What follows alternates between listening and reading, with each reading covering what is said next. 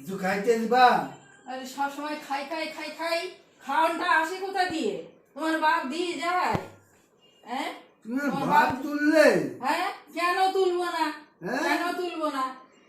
হ্যাঁ বাপ তুলবো না তো কি? সারাদিন খেটে খেটে মরছি, তুমি আমাকে মারলে? মারবো না।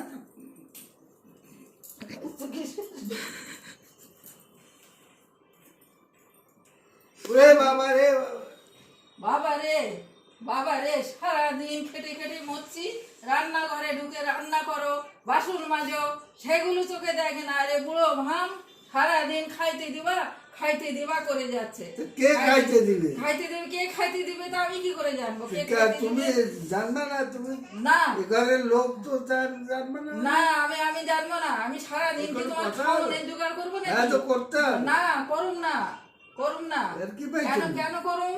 কেন করুম তোমার খাওয়ানোর জোগাড়? হ্যাঁ বুড়ো বয়সে সবসময় খাইতে দাও খাইতে দাও। হ্যাঁ এত খাওয়ান আসে কোথায় দিয়ে? কোথায় দিয়ে আসে এত খাওয়ান? এত খাওয়ান কোথায় দিয়ে আসে? আর এত খাওয়ান আসবে আরে কোথায় পেট দিয়ে? কি আর বন্ধ থাকবে? আর বন্ধ থাকবে না, বন্ধ করে রাখতে হবে। পেট না বন্ধ থাকে, মুখ বন্ধ করে রাখো, মুখ বন্ধ করে রাখো। হ্যাঁ একটা তো বন্ধ করবে। হ্যাঁ খালি খাওন আর খাওন, সারাদিন খাওন।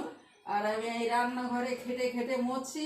হ্যাঁ এই বাসন মাজা, সকাল থেকে 3টে অবধি রান্নাঘরের মধ্যে খালি খাওন। এই বয়সে খাওয়া একটু কমাও, খাওয়া একটু কমাও। এত খাওয়া কোথার থেকে আসে?